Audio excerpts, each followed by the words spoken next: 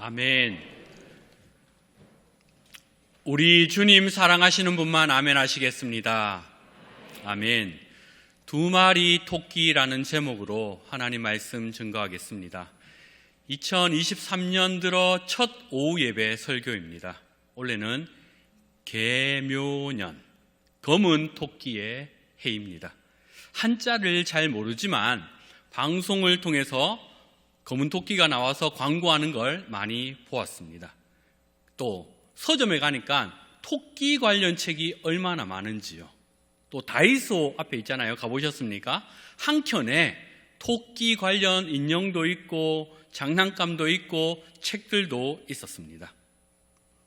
그래서 토끼해 첫 번째 오후 예배 설교를 두 마리의 토끼를 잡자는 의미로 준비했습니다. 어떤 분은 운동을 열심히 해서 건강과 예쁨에 두 마리 토끼를 잡을 거야. 또 어떤 분은 영어 공부를 열심히 해서 지식과 여행이라는 두 마리 토끼를 잡을 거야. 또 어떤 분은 난 이런 데는 별로 관심이 없어. 두 마리 토끼는 무슨 두 마리 치킨이나 먹자 하시는 분도 있을 겁니다.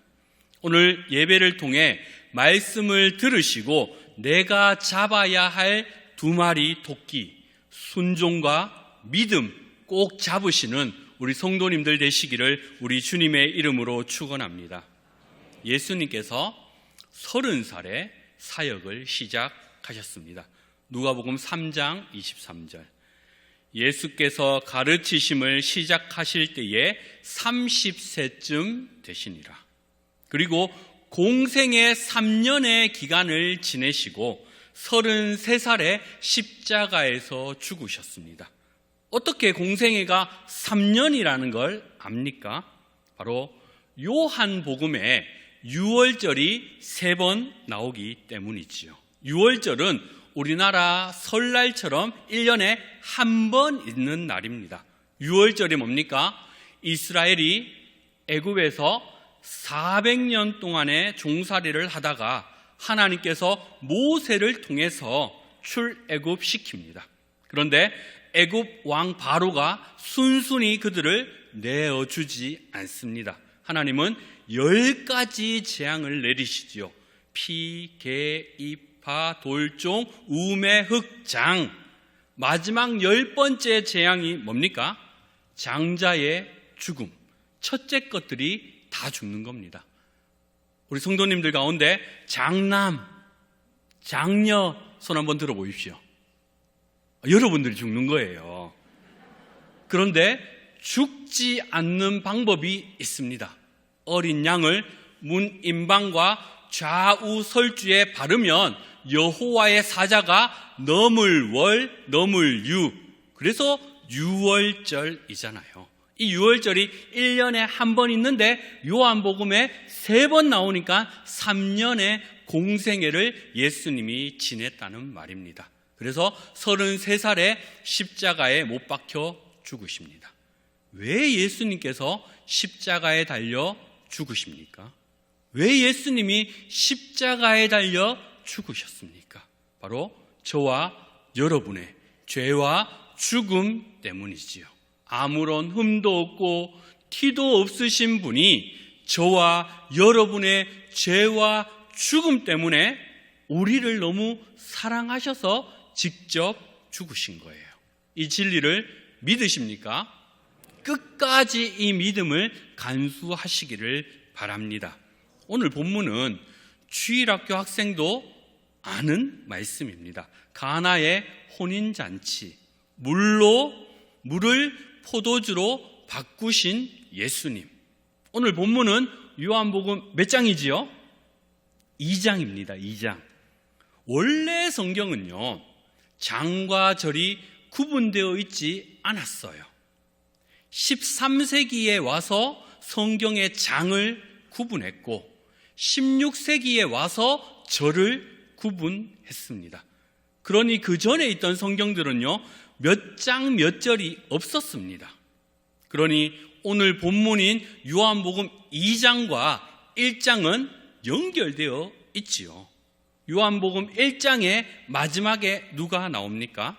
나다나엘. 나다나엘이 나사렛 출신 예수님을 두고 한 말이 무엇입니까? 나사렛에서 무슨 선한 것이 날 수 있느냐? 이런 말을 한 나다나엘에게 예수님께서는요, 보라, 이는 참으로 이스라엘 사람이라 그 속에 간사한 것이 없다고 말씀하십니다. 그리고 이어서 하시는 말씀, 요한복음 1장 50절. 예수께서 대답하여 이르시되 내가 너를 무화과 나무 아래에서 보았다 하므로 믿느냐? 이보다 더 큰 일을 보리라. 이보다 더 큰 일을 보리라. 하늘이 열리고 하나님의 사자가 인자 위에 오르락내리락 하는 것을 보리라 하시고 난 다음에 오늘 본문이 시작됩니다. 이 요한복음 1장 마지막에 나오는 나다나엘의 고향이 어딥니까? 요한복음 21장 2절. 시몬 베드로와 디두모라 하는 도마와 갈릴리 사람, 갈릴리 어디 사람요? 가나 사람 나다나엘과, 나다나엘은 갈릴리 가나 사람입니다. 그의 고향에서 있었던 일이 오늘 본문의 말씀이지요. 본문 1절. 사흘째 되던 날 갈릴리 가나에 혼례가 있어 예수의 어머니도 거기 계시고, 성경에서 절과 장이 13세기, 16세기 와서야 만들어졌다고 했습니다. 구분이 없을 때 이 사흘째 되던 날은 차라리 찾기가 쉬웠어요. 그러나 장과 절이 구분되면서 이 사흘째 되던 날이 어떤 날인지 우리는 확인하기 어렵습니다. 왜냐하면 장과 절이 있으니까 앞뒤 문맥을 보지 않아요. 그냥 2장 1절에서 11절 요 문단이 한 문맥인 줄 알고 그렇게만 보는 거지요. 그런데 1장과 2장이 연결되어 있고 지금 장가절이 없다고 생각을 하시고 앞에 문맥과 사흘째 되던 날을 살펴보십시다. 1장 29절. 이튿날 요한이 예수께서 자기에게 나오심을 보고 이르되 보라, 세상 죄를 지고 가는 하나님의 어린 양이로다. 35절. 또 이튿날 요한이 자기 제자 중 두 사람과 함께 섰다가 43절. 이튿날 예수께서 갈릴리로 나가려 하시다가 빌립을 만나 이르시되 나를 따르라 하시니. 이튿날이 무슨 말이지요? 어떤 일이 있고 그 다음 날을 이튿날이라고 말합니다. 지금 요한복음 1장에 이튿날, 이튿날, 이튿날 하면서 이튿날이 3번 나오고 난 다음에 오늘 본문인 1절에서 사흘째 되던 날이라고 말합니다. 무슨 말입니까? 어떤 날이 있고 이튿날 둘째 날입니다. 이튿날 셋째 날입니다. 이튿날 넷째 날이고 그리고 사흘째 되던 날이니까 4일째로부터 사흘째니까 하루, 이틀, 그 다음에 사흘 이렇게 되는 겁니다. 무슨 말이냐면 오늘 가나의 혼례잔치가 있었던 날은 7째 날이라는 말입니다. 7째 날 하면 어떤 날입니까? 유대인들에게 있어서 7째 날은 하나님께서 천지를 6일 만에 창조하시고 7째 날에 무엇 하셨습니까? 안식하셨죠. 창세기 2장 2절. 하나님이 그가 하시던 일을 7째 날에 마치시니 그가 하시던 모든 일을 그치고 7째 날에 안식하시니라. 하나님이 그 7째 날을 복되게 하사 거룩하게 하셨으니 이는 하나님이 그 창조하시며 만드시던 모든 일을 마치시고 그날에 안식하셨음이니라. 안식일을 거룩히 지키라는 말씀이 계명에도 있을 만큼 중요합니다. 하나님은 중요하게 여기셨지요. 그런데 안식일을 지키라는 그 계명에도요, 성경에 2번 나오는데 그 내용이 다름을 혹시 아십니까? 성경의 십계명이 출애굽기와 신명기에 2번 나오는데 내용이 달라요. 십계명이 왜 내용이 다르지? 출애굽기는 출애굽한 당사자들을 위한 말씀이고 신명기 말씀은 출애굽하고 난 뒤에 2세대, 3세대들에게 하는 말씀입니다. 먼저 첫 번째 볼까요? 출애굽기 20장 8절. 안식일을 기억하여 거룩하게 지켜라 하면서 11절 빨간 글씨 한번 볼까요? 이는 엿새 동안 나 여호와가 하늘과 땅과 바다와 그 가운데 모든 것을 만들고 일곱째 날에 쉬었음이라. 출애굽기에 나오는 안식일을 기억하여 거룩하게 지키라는 말씀은 하나님께서 엿새 동안 하나님께서 하늘과 땅과 바다의 모든 것을 만들고 난 다음에 일곱째 날에 쉬었기 때문에 너희들 안식일을 거룩하게 지켜라 말씀하십니다. 그리고 두 번째, 신명기 5장 12절. 내 하나님 여호와가 네게 명령한 대로 안식일을 지켜 거룩하게 하라. 그리고 빨간색 15절. 너는 기억하라. 네가 애굽 땅에서 종이 되었더니 네 하나님 여호와가 강한 손과 편 팔로 거기서 너를 인도하여 내었나니 그러므로 네 하나님 여호와가 네게 명령하여 안식일을 지키라 하느니라. 출애굽 2세대 3세대들에게 십계명을 다시 한 번 더 상기시키면서 안식일을 지켜라 하시는데 그 이유는 하나님께서 출애굽하셨기 때문이다. 목사님, 우리가 성경 읽을 때 이 내용들이 다름을 어떻게 알고 읽습니까? 맞아요. 전공하지 않으면 모를 수 있습니다. 그래서 전문가, 목사가 있잖아요. 학교에서 배우든 개인이 연구하든 목사가 준비해서 전해줍니다. 그러니 우리 성도님들은 어찌해야 합니까? 그 말씀을 받아서 아멘 하시면 되는 거예요. 그 말씀이 주어질 때에 내 거야 할 때 아멘 하시면 하나님께서 여러분들에게 주시는 말씀이 되는 겁니다. 다르다는 것만 아시고 다른 이유는 다음에 기회가 된다면 말씀드리고, 아무튼 오늘 본문 1절에 나오는 사흘째 되던 날은 어떤 날이냐? 일곱째 날이다. 안식을 의미합니다. 안식일에 결혼식이 있었다는 말은 아니죠. 안식일에 움직이면 안 되니까 결혼식은 아닙니다. 안식일이라는 말이 아니라 총 일곱째 날이기 때문에 유대인들은 일곱째 날을 안식으로 여긴다라는 개념을 가지고 있는 겁니다. 출애굽에서 안식은 천지를 창조하시고 일곱째 날에 안식하셨지요. 자, 생각해 보십시오. 모든 걸 준비하고 난 다음에 마지막에 창조하신 게 뭡니까? 사람을 창조하셨잖아요. 다 준비하고 난 다음에 사람을 만드십니다. 사람은 무엇으로 만듭니까? 창세기 2장 7절 같이 읽어봅니다. 시작. 여호와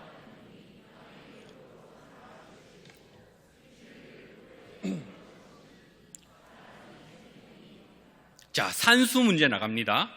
흙 더하기 하나님의 생기는 사람이에요. 맞죠? 흙 더하기 하나님의 생기는 사람이에요. 그러면 사람 빼기 하나님의 생기는 뭡니까? 흙이지요. 우리 마음에 성령님 없으면 우리는 흙에 불과하다는 말입니다. 사람을 만드시고 하나님께서 가장 먼저 하신 게 무엇입니까? 안식이죠. 사람 입장에서 보세요. 아담이 만들어지고 난 다음에 바로 무엇합니까? 바로 안식에 들어갑니다. 쉬는 겁니다. 그리고 신명기에서 안식일은 애굽에서 종살이 노예살이 하다가 가나안 땅으로 들어간 후에 너희들 기억해. 그리고 안식일을 지켜. 무엇 때문에요? 애굽에서 종살이 하던 너희를 이끌어내었기 때문에 너희들 안식일을 거룩하게 지키라는 말입니다. 하나님께서 너희를 구속하신 날이 바로 안식일이야 라고 알려주신 거죠. 가나 혼인잔치가 일곱째 날에 열렸다는 의미는 그날은 하나님의 날이다. 그날은 하나님께서 자기 백성들에게 쉬면서 하나님에게 복받는 날이다. 우리 예수 그리스도는 우리 백성들에게 안식을 주시는 분이시다라는 걸 말씀해 주십니다. 사랑하는 성도님들, 예수 그리스도가 주시는 참된 안식을 누리며 사시기를 우리 주님의 이름으로 축원합니다. 본문 1절입니다.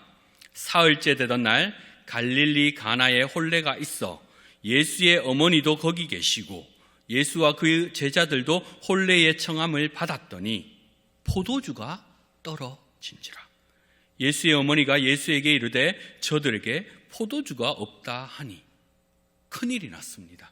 흥겨운 날, 기쁜 날, 이날에는 슬픔이 없어야 하는 날인데 슬프고 애통할 일이 생겼지요.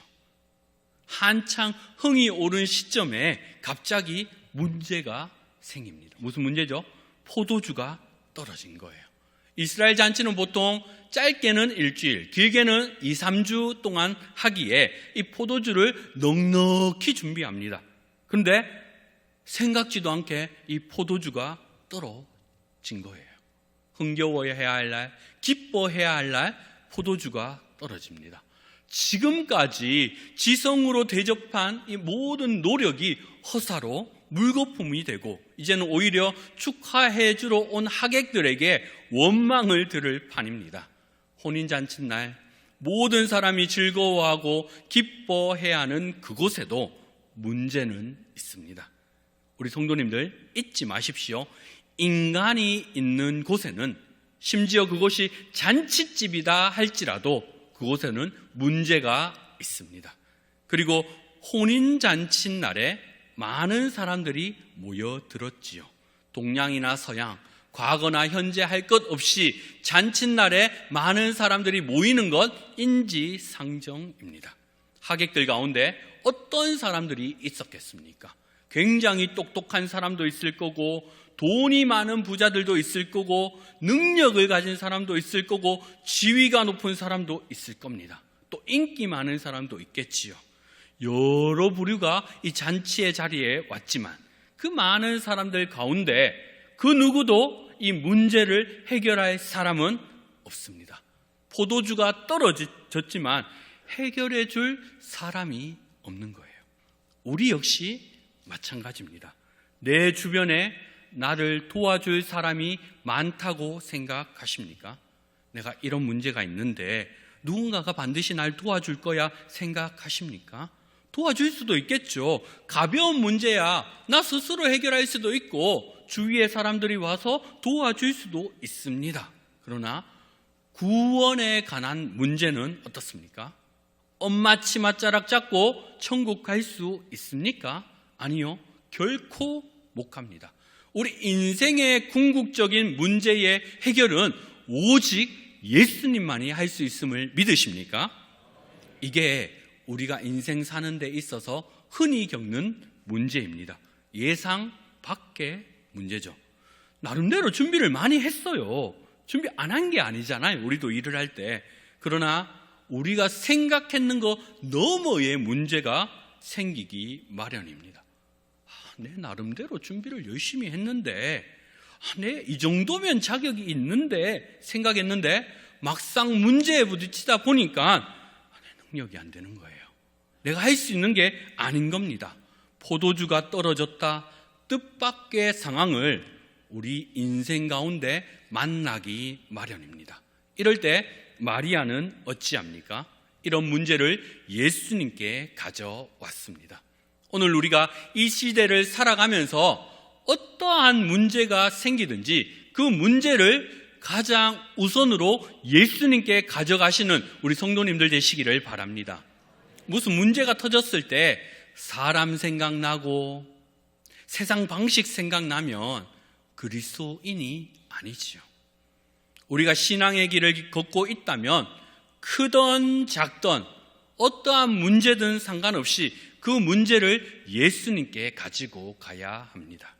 예수님의 어머니가 예수님에게 포도주가 떨어졌다 하니 예수님께서 어떤 말씀을 합니까? 본문 4절 같이 읽어봅니다. 시작.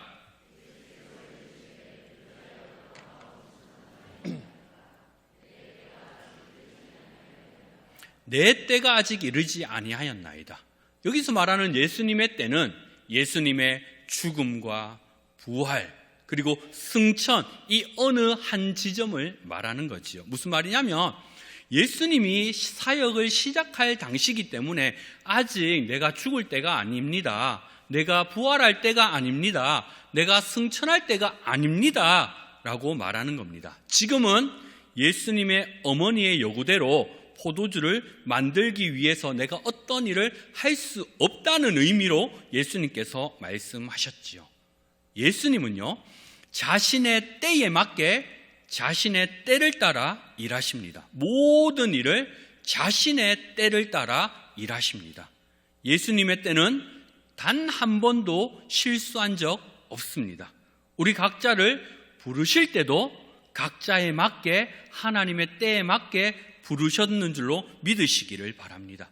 여러분의 기도가요, 응답되는 때도 여러분이 상관할 바가 아닙니다.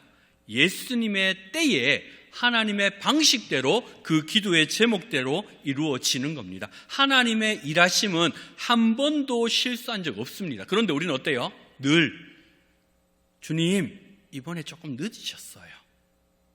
조금만 일찍 응답해주면 더 나을 것 같은데요? 라고 하면서 하나님의 때를 내 마음대로 좌지우지하고 있지는 않습니까? 하나님에게서는 과거와 현재와 미래, 시간에 매이지 않는 분이시기 때문에 하나님의 판단은 언제나 옳습니다. 틀린 건 언제나 저와 여러분의 상황이지 하나님이 아니라는 말입니다. 그런데 어때요? 예수님께서요, 분명히 내 때가 아니야 라고 하면서 포도주를 안 만들어 주실 것 같았는데, 우리 다 알잖아요, 내용을. 물로 포도주를 만들어 주셨습니다.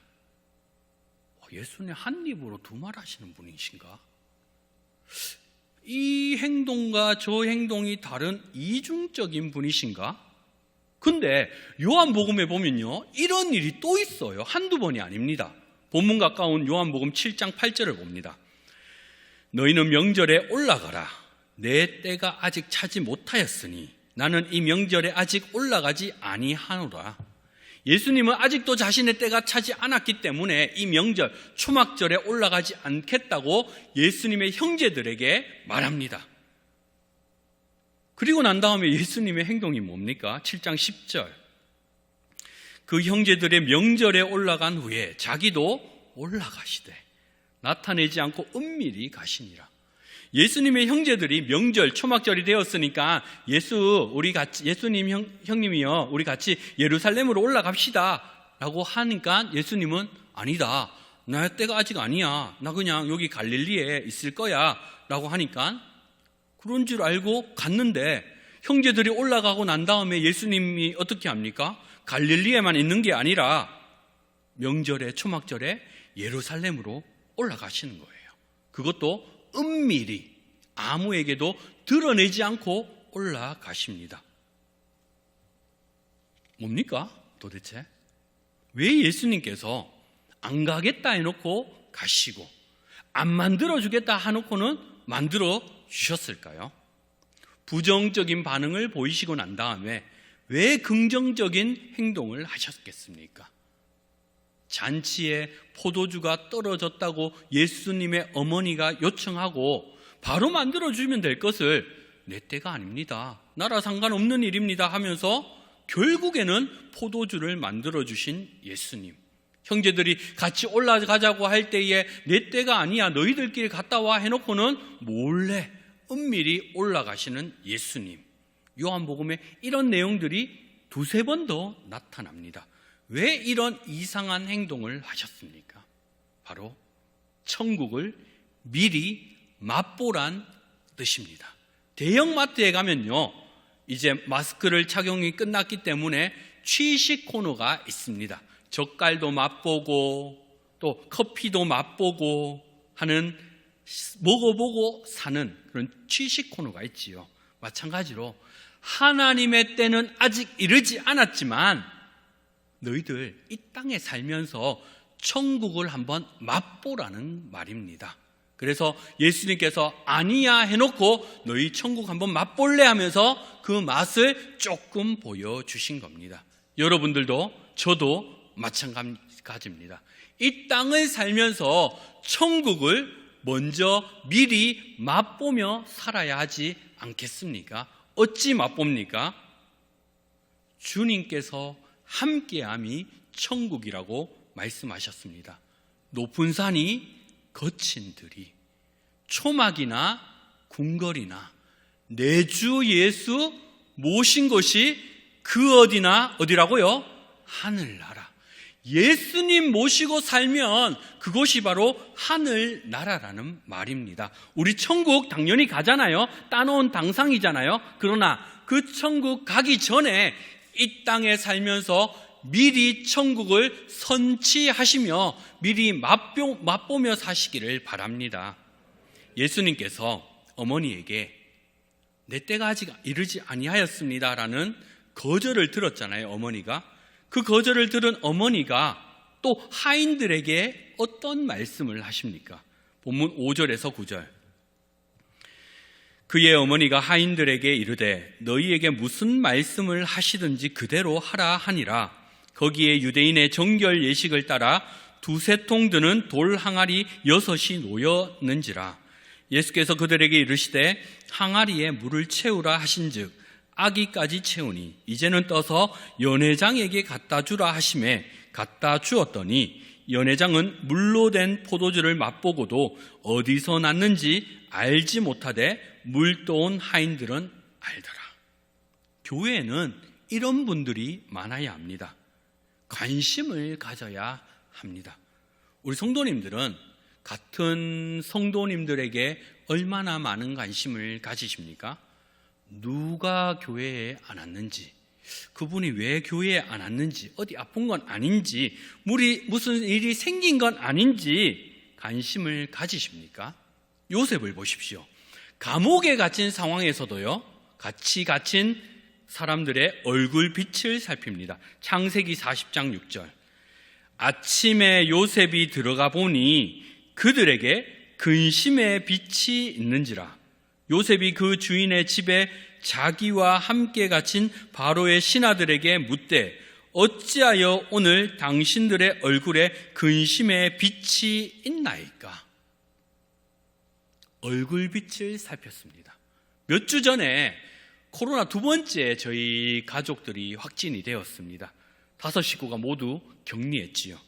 어떤 분은 집에 먹을 것이 있는지 하면서 먹을 것을 갖다 주시고, 애들이 심심하지 않을까 하면서 학용품도 갖다 주시고, 어떤 분은 왜 보이지 않으시지 하면서 연락을 주신 분들도 있습니다.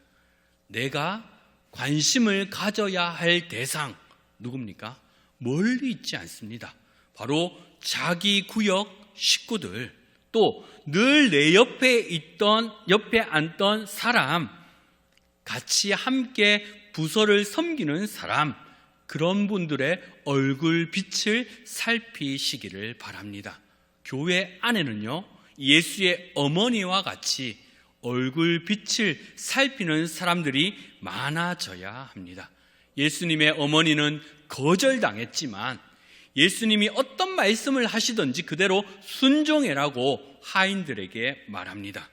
하인들은 예수님께서 항아리에 물을 가득 채우라는 말을 듣고 가득 채워서 연회장에게 갖다 줍니다. 사실 물을 가득 채워서 갖다 주는 일은 말도 되지 않는 일입니다. 이런 일에 순종이 필요합니다. 무엇을 명하시든지 간에 사소해 보이는 작은 일일지라도 순종하십니까? 우리 주님께서 말씀하실 때에 아멘으로 순종하십니까? 작은 일에 순종한 자에게, 작은 일에 충성한 자들에게 큰 일을 맡기시는 우리 예수님이기에 여러분이 작은 일에도 순종하시기를 바랍니다. 그 순종할 때에 하나님의 비밀을 맛볼 수 있습니다. 물도 온 하인들은 알더라. 아무도 몰라요. 그런데 누가 안다고요? 물도 온 하인들은 알더라. 저는 이 말이 너무 좋습니다. 물도 온 김 목사는 알더라. 물도 온 이 집사는 알더라. 물도 온 박 권사는 알더라. 주님의 비밀을 알 수 있는 비법입니다. 꼭 작은 일에 끝까지 순종하시는 우리 성도님들 되시기를 바랍니다. 그런데 한 가지 짚고 가야 할 문제가 있습니다. 물을 어디서 떠왔습니까? 본문 6절 같이 읽어봅니다. 시작. 거기에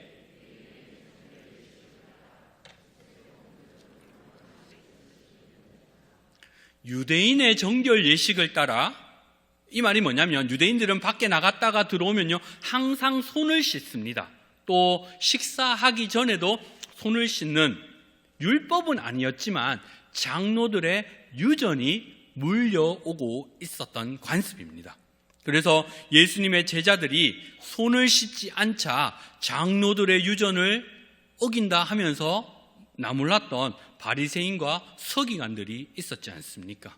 그곳에 손과 발을 씻기 위한 두세 통 드는 돌 항아리 6이 있었습니다. 그런데 물이 안에 있습니까? 아니요, 없었어요. 그래서 물을 채워 넣었잖아요. 무슨 말입니까? 장로들의 유전을 그토록 소중하게 여겼는데 당연히 항상 맑은 물로 채워져 있어야 하는데 비어 있었습니다. 혹 우리는 이런 모습이지는 않습니까? 복음과는 전혀 상관없이 그저 종교 행위로만 너 이러면 안 돼, 너 이렇게 살면 안 돼 라고 하지는 않습니까? 썩어 있는 시체를 보관하는 무덤을요 겉만 번지르하게 예쁘게 칠한 회칠한 무덤이 혹 우리 모습 가운데 있지는 않습니까? 분명히 도려내고 상처를 치료해야 하는데 그걸 보기 싫다고 예쁜 반창고 사서 그 위에 붙이고만 있지는 않습니까? 우리는 이런 모습이 아니어야 합니다. 우리는 진심으로 하나님을 믿기에 율법으로 하나님을 섬기는 게 아니라 믿은 다음에 당연히 저절로 그 믿음 이후에 봉사와 또 찬양과 나머지 것들이 따라 나와야 한다는 말입니다. 잔치집에서 필요한 포도주는 떨어졌고 쓸모없는 빈 항아리만 남아 있을 때에 우리 주님께서 그 항아리에 물을 채우라고 말합니다. 아기까지 채웁니다. 왜요? 다른 불순물을 넣지 않기 위함이지. 오직 물로만 포도주를 만드셨습니다. 포도주를 물에 타면 연하니까 포도 맛이 납니다. 그런데 물로는 결코 포도주를 만들 수 없어요. 이번 한 번만 있었던 일이지 그 이후에 물로 포도주를 만든 일은 단 한 번도 없습니다. 지금까지는 율법을 통해서, 사사들을 통해서, 선지자들을 통해서, 제사장들을 통해서 하나님을 알게 하셨다면 이제는요 예수 그리스도를 통해서 우리는 하나님을 직접 눈으로 보게 하시고 귀로 듣게 하시고 손으로도 만지게 하셨습니다. 그리고 지금은요 예수님께서 승천하시면서 우리에게 항상 있게 하실 성령님을 보내주셨습니다. 그래서 우리는요 성령님을 통해서 이 말씀을 기억나게 하십니다. 우리 주님은 언제나 가장 좋은 것으로 채워주시는 분인 줄로 믿으시기를 바랍니다. 내 삶을 뒤돌아보면서 겨우 이 정도야? 아니요, 가장 좋은 것으로 채워주심을 믿으시기를 바랍니다. 우리 하나님은 한 번도 실수한 적 없으시는 하나님이시지 않습니까? 우리 잔치는요 지금부터 시작입니다. 이 잔치에는요 더 이상 포도주가 떨어지지 않습니다. 왜냐하면 신랑이 누구라고요? 우리 예수님이시기 때문에. 성경을 읽어보면요 이 잔치에서 포도주가 떨어졌다, 이 포도주가 없음을 책임질 사람이 나타납니다. 그 사람을 우리는 흔히 연회장이라고 생각하는데 아니요, 신랑이 책임을 집니다. 왜냐하면 연회장이 신랑을 불러다가 말하기 때문에 신랑이 그 포도주 없음을 책임지는 당사자입니다. 그런데 가나 혼례 잔치에서 신랑은 책임을 다하지 못했습니다. 즐거운 마음으로 참여했던 모든 사람이 기쁨이 끊이게 되었습니다. 그 책임은 신랑에게 있지요. 이후에 예수님께서 포도주를 공급해 주셨습니다. 이는 혼인잔치의 진짜 신랑은 그 신랑이 아니라 우리 예수님이다. 우리 인생에서 진짜 신랑은, 참된 신랑은 오직 예수님밖에 없다는 걸 우리에게 알려주십니다. 사람이건 환경이건 물건이건 그게 한때는 내 인생을 책임져 줄 줄로 알았습니다. 청년들, 새로운 핸드폰만 바뀌어도 어때요? 기분이 좋지요. 근데 그 기분이 한 일주일 정도 갑니까? 여러분, 차를 바꿨습니다. 그 기쁜 마음이 한 얼마나 갑니까? 한 석 달 갑니까?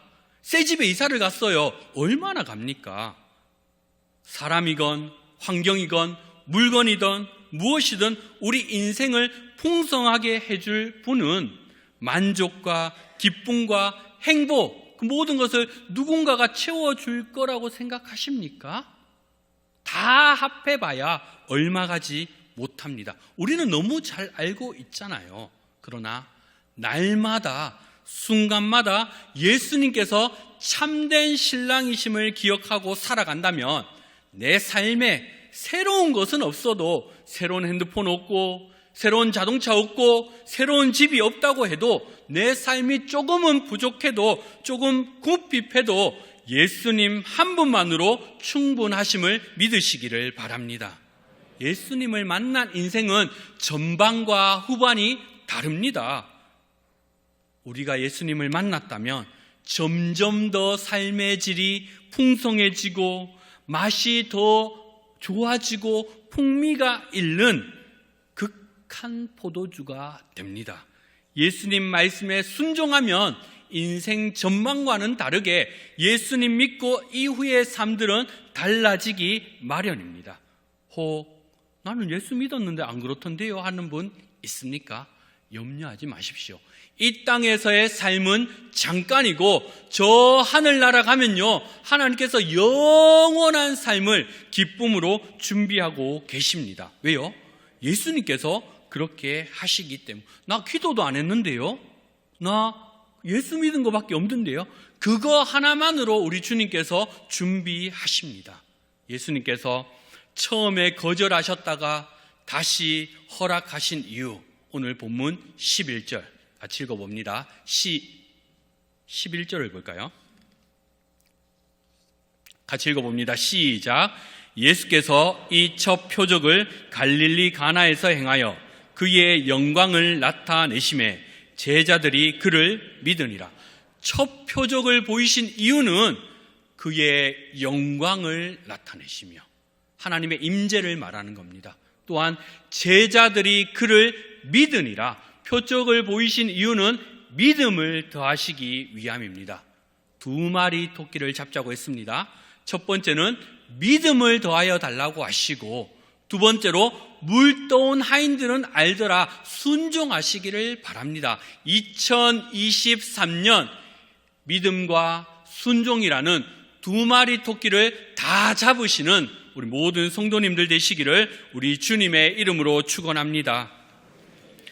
하나님 아버지, 은혜를 감사드립니다. 예수님 안에서 안식을 얻게 하여 주시옵소서. 우리네 인생 가운데 포도주가 떨어지는 위기가 있을지라도 신랑 되신 예수님을 믿고 예수님 주시는 말씀에 순종하여 물 떠온 나는 알더라, 그 은혜를 받아 누리는 우리 모든 성도들 되도록 은혜 베풀어 주시옵소서. 2023년에는 믿음과 순종이라는 2마리 토끼를 다 잡는 우리 모두 되게 도와주시옵소서. 반드시 다시 오실 예수님의 이름으로 기도하옵나이다. 아멘.